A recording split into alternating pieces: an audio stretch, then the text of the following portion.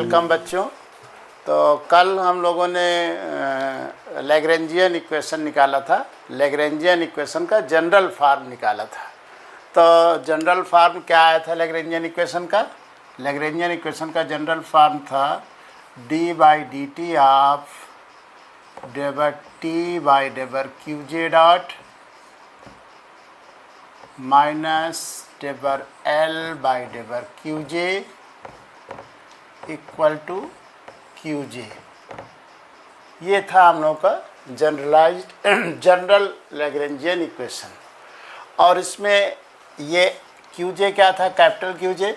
Capital Q J was generalized force and it is defined as I F I dot डेबर R I by डेबर Q J. This is jth component of generalized force.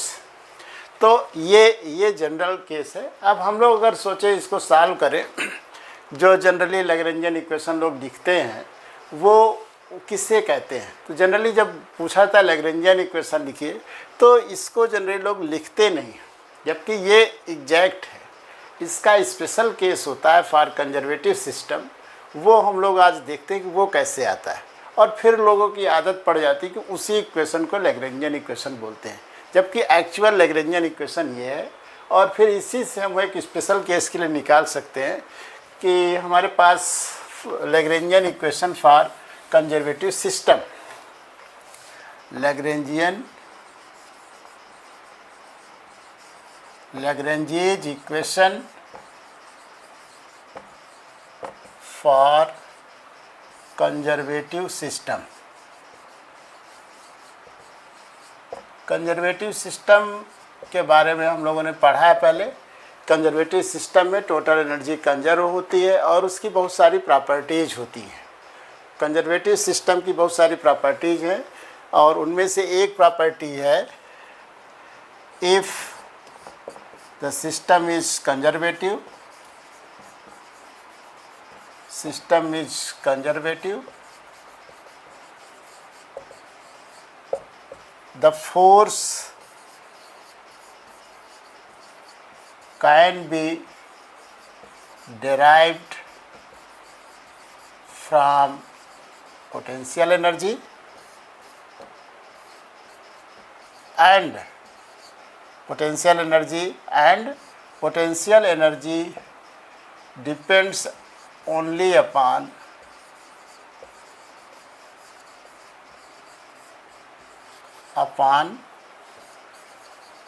the position coordinates, on the position।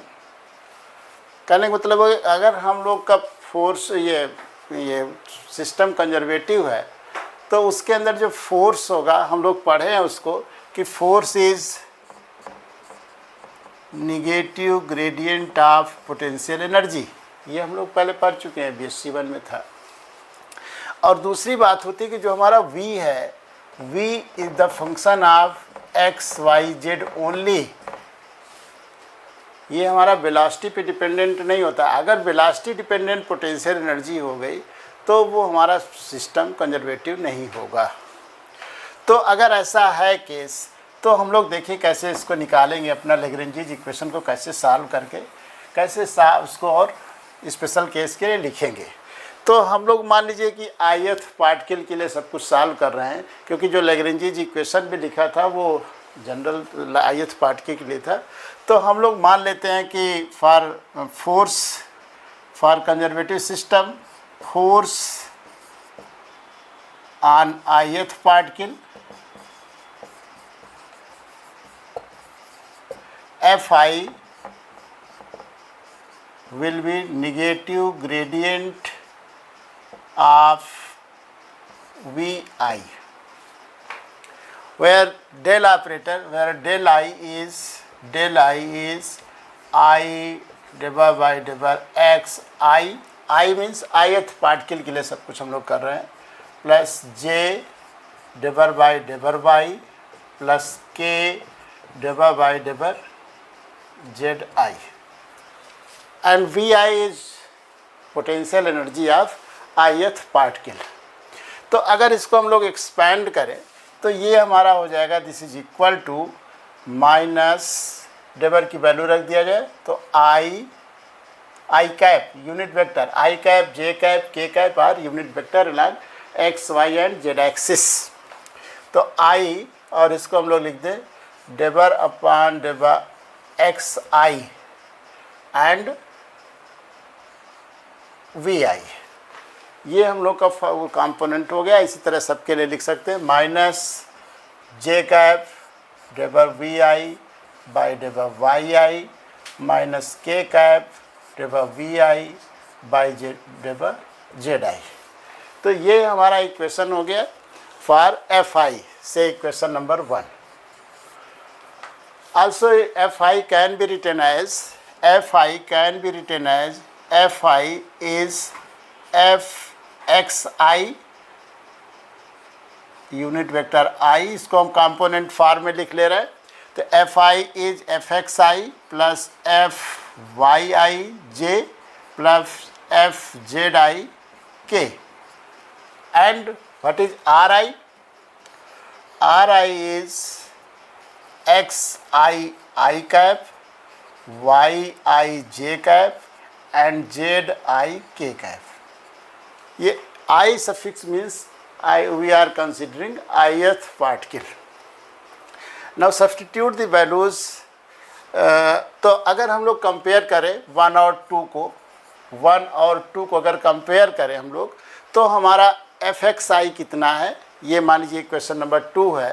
तो fxi कितना हो जाएगा, fxi हो जाएगा fxi will be minus डेबर V I by डेबर एक्स आई। इसी तरह fyi निकाल लेंगे, fzi निकाल लेंगे, ये निकाल आएगा। This is fxi with negative sign, this is fyi and this is fzi। तो ये आपके निकल आए। तो fxi और ये हमारा ri दिया हुआ है। तो जनरलाइज्ड फोर्स हमारा कितना होगा, जनरलाइज्ड फोर्स कितना होगा, जनरलाइज्ड फोर्स का फार्मूला क्या था हम लोग का, generalized force qj 10 generalized force qj and qj was summation over I fi dot डेबर ri by डेबर x डेबर qj। तो fi के कंपोनेंट क्या है हमारा, fxi fyi fzi। ri के कंपोनेंट क्या है, xi yi zi। और इसमें सब्स्टिट्यूट कर दिया जाए और उसके बाद एक्सपेंड कर दिया जाए तो क्या आ जाएगा आपका, इसको रख दिया जाए तो this is equal to summation over I. F I की वैल्यू क्या है, ये रखेंगे हम लोग ये पूरा, और फिर डेबर आर बाई डेबर क्यूजे से उसको मल्टीप्लाई करेंगे तो क्या आ जाएगा आपका, माइनस डेबर वी आई बाई डेबर एक्स आई एंड डेबर एक्स आई बाई डेबर क्यूजे। पहला टर्म ये आएगा। कैसे आया हमारा, इसका x कंपोनेंट और इसका x कंपोनेंट, क्योंकि डॉट प्रोडक्ट है, जैसे हम लोग a डॉट p करते हैं तो ax bx plus ay by plus az bz, तो उसी तरह यहाँ पर भी इसका x कंपोनेंट क्या होगा fxi, और fxi की वैल्यू क्या है, माइनस डेबर vi बाई डेबर xi। तो ये fxi रख दिया गया एंड इसका x कंपोनेंट, तो डेबर ri का x कंपोनेंट क्या हुआ, डेबर xi बाई डेबर qj, क्योंकि ri का x कंपोनेंट इज xi। तो इसी तरह हम लोग y कंपोनेंट लिख देंगे, माइनस डेबर vi बाई डेबर yi डेबर yi बाई डेबर qj, और z कंपोनेंट डेबर vi बाई डेबर zi डेबर zi बाई डेबर qj। ये हमारा जनरलाइज्ड फोर्स हो गया।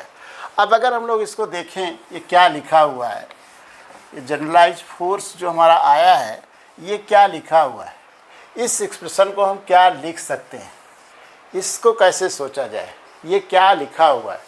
तो इसके लिए हम लोग ऐसे सोचे कि जैसे हम लोग सोचते हैं कि मान लीजिए v is the function of x y z, तो यहाँ से कोई पूछे आपसे कि डेल्टा v कितना होगा, तो हम लोग निकाल लेते थे कि डेबा v बाई डेबा x डेल्टा x, डेबा v बाई डेबा y डेल्टा y, डेबा v बाई डेबा z डेल्टा z, ऐसे निकाल लेते थे। तो अगर इसी तरह इसको हम लोग सोचें कि कोई आपसे पूछे कि डेबर v बाई डेबर q कितना होगा, तो कैसे करेंगे हम लोग, डेबर v बाई डेबर x और उसके बाद डेबर x बाई डेबर q प्लस इसी तरह सबके लिए कर लेंगे हम लोग डेबर v बाई डेबर y एंड डेबर y बाई डेबर q प्लस डेबर v बाई डेबर z बाई डेबर q। जैसे इसको किया गया था डेल्टा x था, यहाँ पर डेबर x बाई डेबर q हो गया, क्योंकि हम लोग को डेबर बाई डेबर q निकालना है। इसी तरह हो गया। तो ये पूरा हमारा जो लिखा हुआ डेबर v बाई डेबर q ये है। तो उसी तरह देखिए यहाँ पर अगर सोचे तो ये क्या लिखा हुआ है, ये निगेटिव साइन अगर हम लोग बाहर कर ले तो सब प्लस हो जाएंगे। तो this is equal to summation i minus को बाहर कर ले डेबर अपॉन डेबर Q J of V I, क्योंकि V I is the function of X I Y I and Z I. तो हम लोग अगर इसको एक्सपैंड करेंगे तो ये आ जाएगा। और इसको अब क्या लिख सकते हैं, this can be written as, क्योंकि समेसन और I here only V I appears in only in V, तो वी कैन राइट इट डेबर बाई डेबर Q J and summation I V I. V I क्या है, V I is the potential energy of ith particle. तो summation over I V I will be total potential energy of system. तो this is written as minus डेबर V by डेबर Q J, where v equal to, where v is summation I vi and this is total potential energy of system. T was total kinetic energy and V is total potential energy. तो हमारा generalised force आ गया, Qj की value ये आ गई। अब हमारे पास जो लैग्रेंजीज equation था जनरलाइज, उसमें बस इतना ही चेंज होना है। तो लैग्रेंजीज इक्वेशन में Qj की वैल्यू हम लोग सब्स्टिट्यूट कर देंगे। तो लैग्रेंजीज इक्वेशन क्या था, नाउ जनरल लैग्रेंजीज इक्वेशन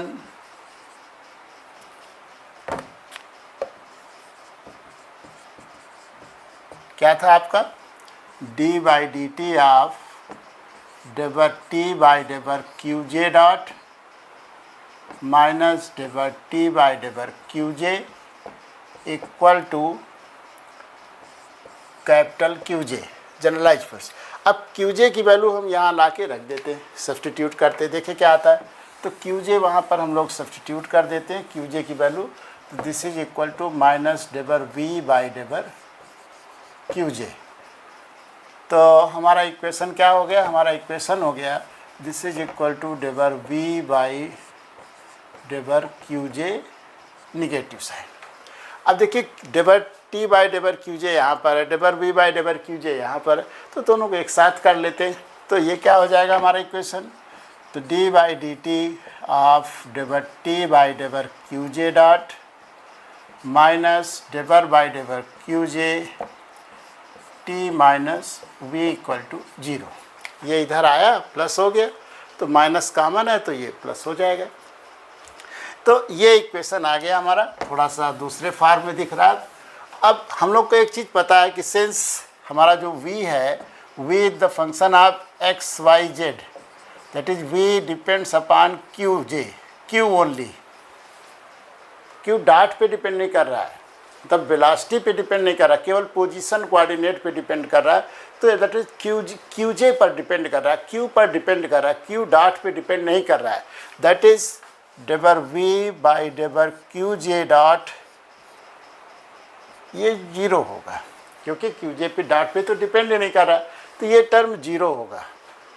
तो हम लोग क्या करेंगे कि जैसे यहाँ पर डेबर टी बाई डेबर Q J T minus V आ गया, तो यहाँ पर भी इसको जोड़ लेते, कोई फ़र्क नहीं पड़ेगा। इस इक्वेशन को लिख देते हैं। This equation can be written as D by D T डेबर बाई डेबर क्यू जे डॉट, और टी की जगह लिख देते हैं टी माइनस वी। ये टी माइनस वी, टी तो था, ये वी को जब डिफ्रेंशिएट करेंगे तो जीरो आ गया, तो मैंने जीरो एक घटा दिया बस। लेकिन जीरो घटाने से क्या हुआ, थोड़ा इक्वेशन हमारा सिमेट्रिकल हो गया है। ये इसमें भी टी माइनस वी आ गया, वहाँ पर भी टी माइनस वी आ गया। इस टी माइनस वी क्या है, total kinetic energy minus total potential energy. इसको हम लोग कहते हैं लैग्रेंजियन फंक्शन। तो this equation is D by D T डेबर एल बाई डेबर क्यू जे डॉट माइनस डेबर एल बाई डेबर Q J equal to zero, where L is T minus V. L is the difference between total kinetic energy and total potential energy, and it is known as Lagrangian function. Lagrangian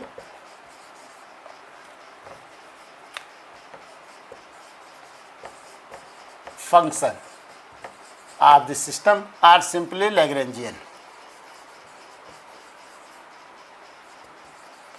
Lagrangian function है, तो L is Lagrangian. तो एक नया term आ गया हम लोगों के पास, Lagrangian, जो अभी तक नहीं जानते थे। Lagrangian is total kinetic energy minus total potential energy. ये इसका हम लोग यूज करेंगे। तो ये कंजर्वेटिव सिस्टम के लिए ये आ गया लैग्रेंजीज इक्वेशन फॉर कंजर्वेटिव सिस्टम।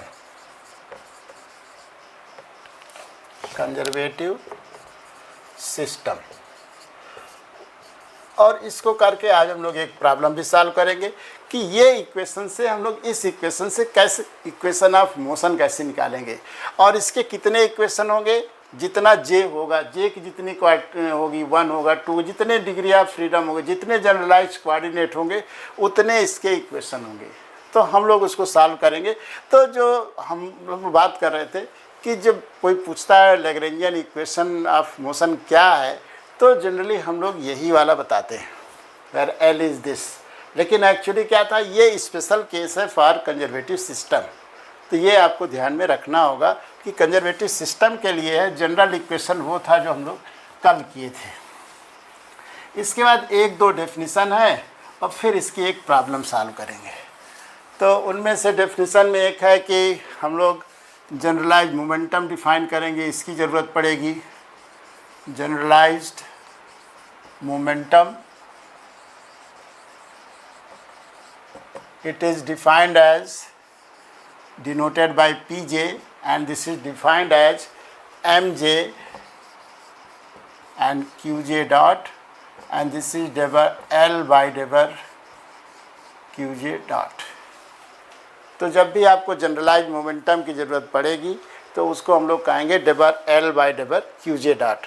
ये आया कैसे, इसको भी हम लोग निकाल सकते हैं कि हमारे जो कंजर्वेटिव सिस्टम के लिए हम लोग कर रहे थे, अगर हम लोग डेबर एल बाई डेबर क्यू जे करके देखें, ये डेफिनेशन है जनरलाइज मोमेंटम की कि jth component of generalize momentum will be डेबर एल बाई डेबर। अगर एल आपको पता है तो आप जनरलाइज मोमेंटम का जेथ कंपोनेंट निकाल सकते हैं, जनरल मोमेंटम निकाल सकते हैं।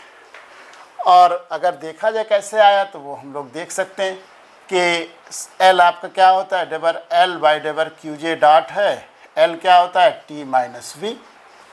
अब इसके अंदर अगर v को डिफ्रेंशिएट करेंगे, अगर कंजर्वेटिव सिस्टम है तो इसका डिफ्रेंशिएशन 0 हो जाएगा।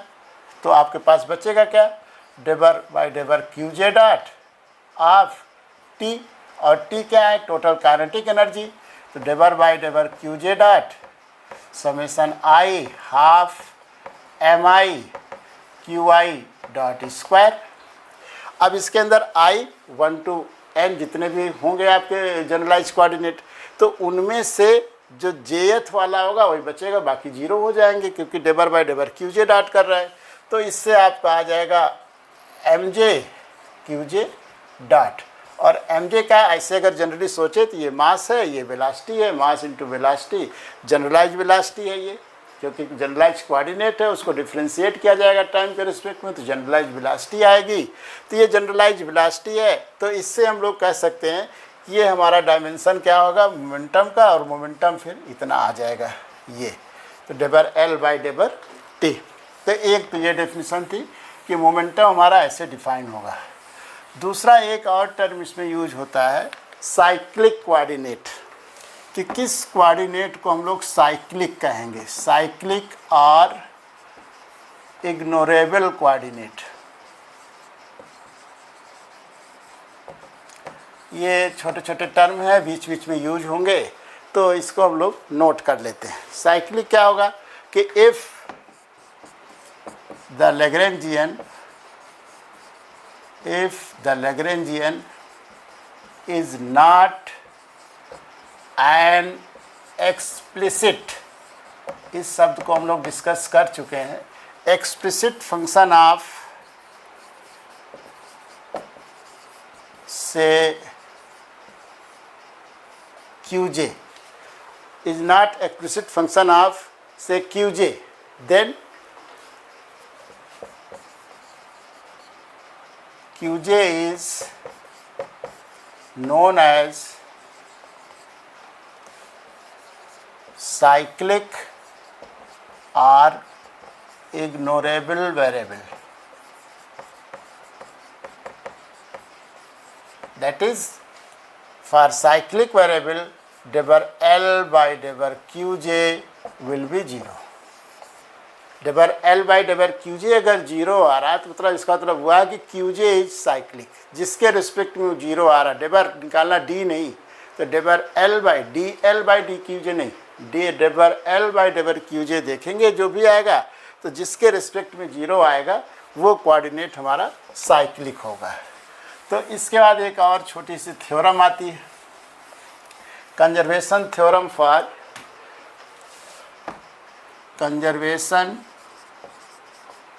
Conservation theorem for generalized momentum, for generalized momentum.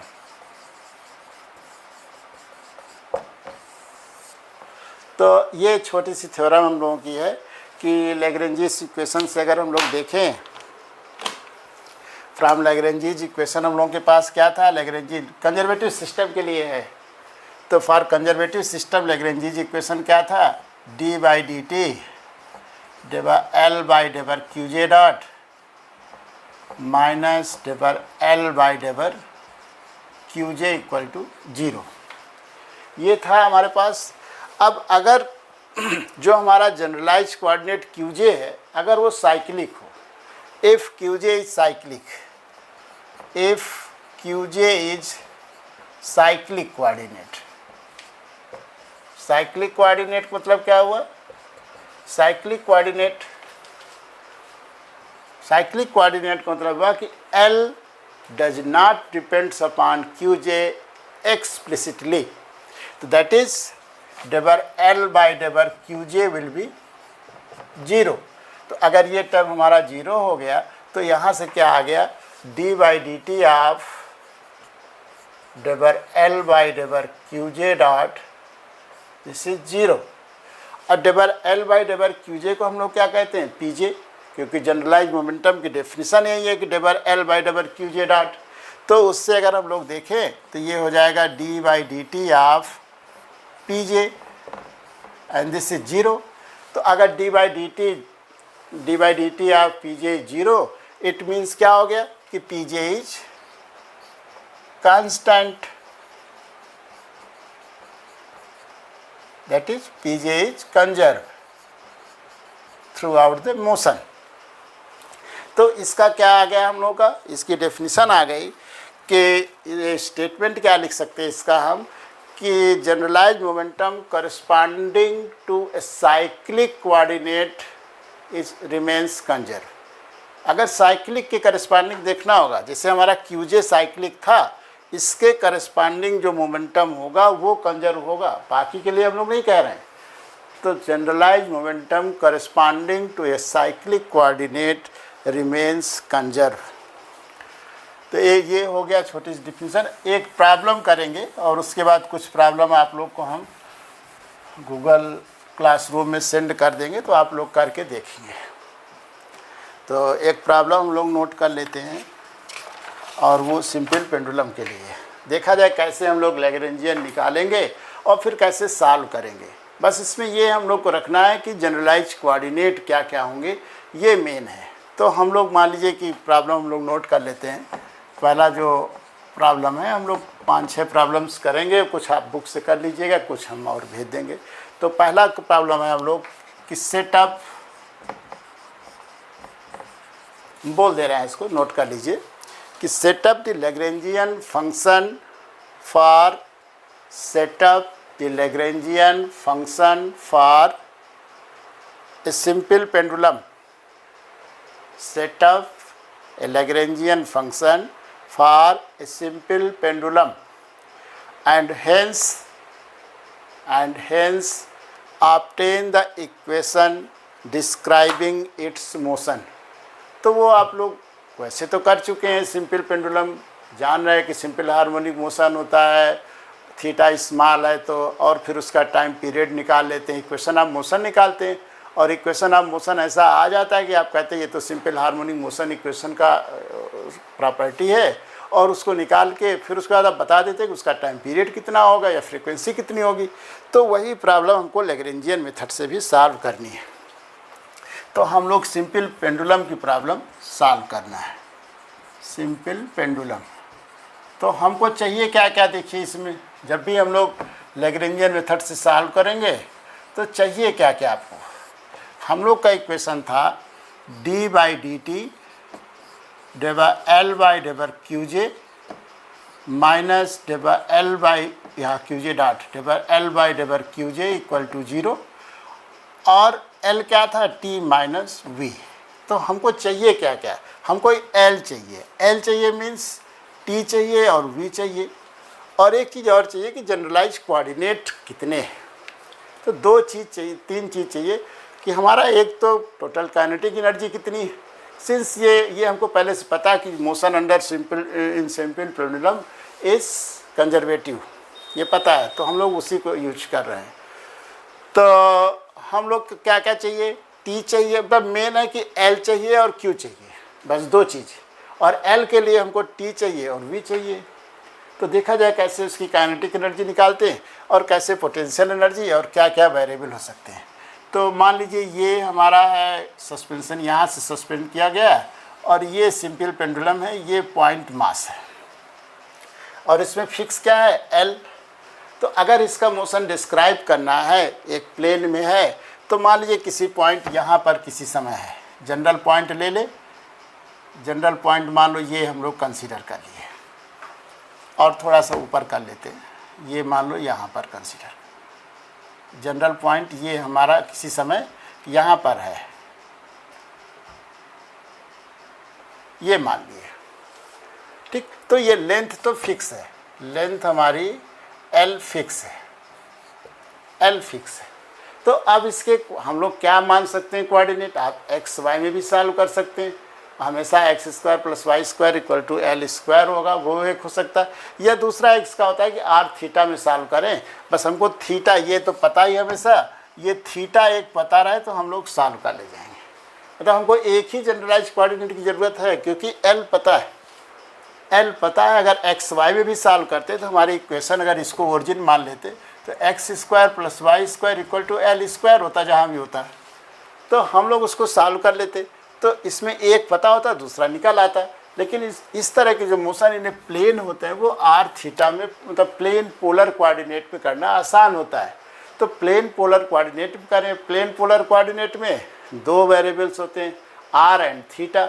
अब r तो पता है आपको, लेंथ फिक्स है, तो बस थीटा की ज़रूरत है कि थीटा कितना होगा।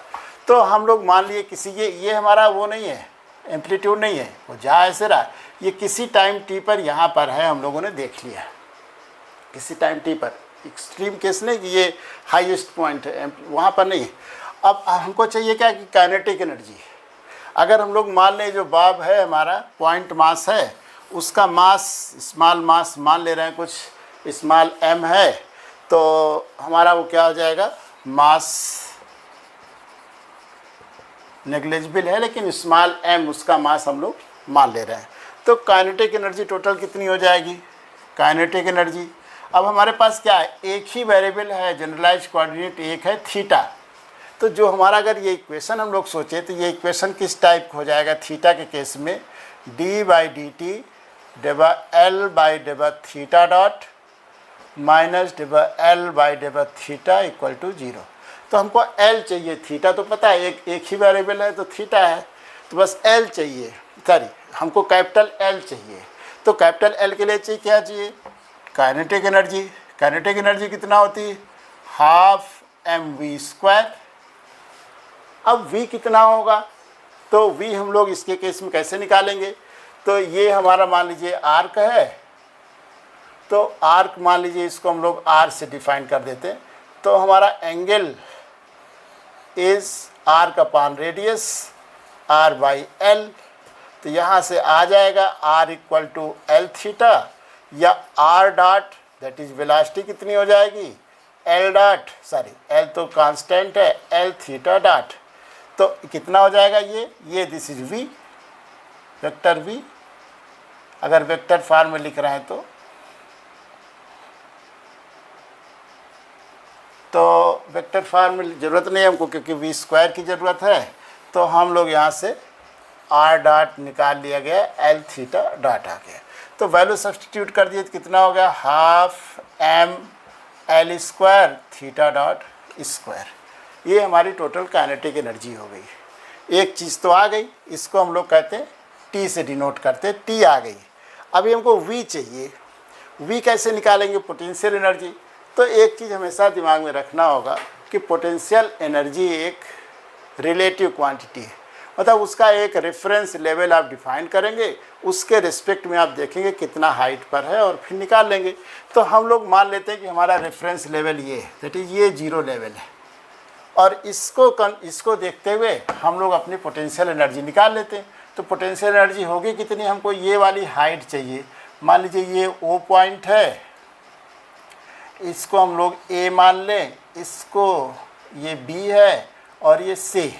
तो पोटेंशियल एनर्जी कितनी होगी, पोटेंशियल एनर्जी कितनी होगी, mgh होता है, h कितना होगा हमारा, ये यहाँ से यहाँ, अगर ये 0 लेवल है तो ये हाइट होगी।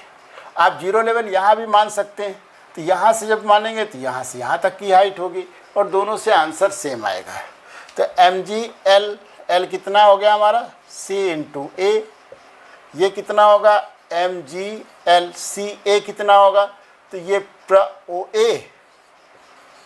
OA में हम लोग घटा दें OC, तो ये कितना हो जाएगा mg, OA कितना है हमारा, OA इज L और OC कितना है, इसको आप देखें तो ये आपका 90 डिग्री है, ये थीटा है, तो ये हमारा हाइट हो जाएगी, ये बेस हो जाएगा। तो mgl cos थीटा आ जाएगा, OC L cos थीटा, क्योंकि अगर आप cos थीटा यहाँ से डिफाइन करेंगे तो cos theta will be this by this, तो ये निकल आएगा हमारा। तो ये आ गया आपका पोटेंशियल एनर्जी। पोटेंशियल एनर्जी कितनी आ गई, mgl 1 माइनस cos थीटा। अगर इसको लिखें तो this is mgl 1 minus cos theta. तो अब टोटल काइनेटिक एनर्जी आ गई, पोटेंशियल एनर्जी V आ गई, तो हमारा L आ जाएगा। L कितना होगा, L कितना होगा, L will be T minus V, और इसकी वैल्यू रख देंगे half mL² theta dot square minus V minus mgl 1 minus cos theta. तो हमारा L आ गया। अब हमको निकालना है कि हमारा इक्वेशन ऑफ मोशन क्या होगा, लैग्रेंजियन इक्वेशन क्या होगा। तो हमको इसके लिए क्या क्या चाहिए, d/dt, ठीक है कोई दिक्कत नहीं। हमको L/थीटा डॉट चाहिए, L/थीटा चाहिए, इससे निकाल लीजिए। L/थीटा कितना हो जाएगा, इसको डिफ्रेंशिएट करिए आप, तो यहाँ पर तो थीटा है नहीं तो इसका तो 0 हो गया, माइनस mgl 1 का 0 हो गया, और कास थीटा को डिफ्रेंशिएट करेंगे तो माइनस साइन थीटा हो जाएगा। तो ये हो जाएगा, ये हो जाएगा कास थीटा का माइनस साइन थीटा, ठीक। तो आपका हो गया माइनस mgl साइन थीटा डिवर l बाई डिवर थीटा हो गया। अब डिवर l बाई डिवर थीटा डॉट कितना हो जाएगा, तो इसमें थीटा डॉट नहीं है हमारा, तो इससे निकल आएगा 2 आ जाएगा पहले ml स्क्वायर थीटा डॉट, ये आ गया हमारा। तो अब इसकी वैल्यू सब्स्टिट्यूट कर दिया जाए लैग्रेंज इक्वेशन में, तो क्या आ जाएगा equation, d by D T डिवर l बाई डिवर थीटा डॉट हम लोग निकाल चुके हैं, ml square theta dot minus डिवर l बाई डिवर थीटा, तो माइनस पर यहाँ पर भी है तो प्लस हो जाएगा mgl sine theta equal to 0। ये आ गया, वैल्यू हम लोगों ने दोनों रख दी, तो ये इक्वेशन आ गया। और इसको फिर डिफ्रेंशिएट कर दे तो ये कांस्टेंट है, ये कांस्टेंट है, बस थीटा का डिफ्रेंशिएशन होगा, तो theta double dot ml square से डिवाइड कर दे तो plus g by l ml square से डिवाइड के साइन थीटा इक्वल टू 0। ये आ गया इक्वेशन ऑफ मोशन, और इसको हम लोग कहते हैं ये पेंडुलम इक्वेशन है, pendulum equation. If theta is small, इसी केस में if theta is small then sine theta is approximated to theta, और तब हमारा क्या आ जाएगा, theta double dot plus g by l theta equal to 0। और ये हमारा simple pendulum simple harmonic motion का इक्वेशन है, क्योंकि उसमें क्या होता है कि omega double dot plus omega square Y equal to 0, उसी टाइप का है यार हमारा ये इक्वेशन। इससे एक चीज़ और पता लग गया कि जो हमारा ओमेगा स्क्वायर है वो कितना होगा, ओमेगा स्क्वायर कितना होगा, omega square will be g by l। Omega क्या है, एंगुलर फ्रिक्वेंसी। तो अगर हम लोग कंपेयर करें इसको तो ओमेगा स्क्वायर आ जाएगा स्क्वायर रूट ओमेगा स्क्वायर आ जाएगा g बाई l, और इससे निकल आएगा ओमेगा आ जाएगा under root g by l। और ओमेगा टाइम पीरियड का क्या रिलेशन होता है, omega is 2 pi by T, तो this is under root g by l। तो इससे निकल आया t equal to 2 pi under root l by G. ये हम लोग न्यूटन्स लॉ से भी करते थे, और इसको लैग्रेंजियन मेथड से भी सॉल्व कर लिए। तो लैग्रेंजियन मेथड से आया कि अगर हमारा सिंपल पेंडुलम है तो उसका मोशन कैसा होगा, सिंपल हार्मोनिक मोशन होगा अगर थीटा स्मॉल है, और उसका टाइम पीरियड कितना होगा वो निकाल लिया गया। तो इतना करते हैं, कुछ प्रॉब्लम्स हम आपको भेज देंगे कंपाउंड पेंडुलम का, स्प्रिंग मास सिस्टम का, और उनको आप सॉल्व करिएगा। फिर हम लोग कुछ नॉन कंजर्वेटिव सिस्टम के भी प्रॉब्लम करेंगे, तो वो अगले टर्न पे करेंगे।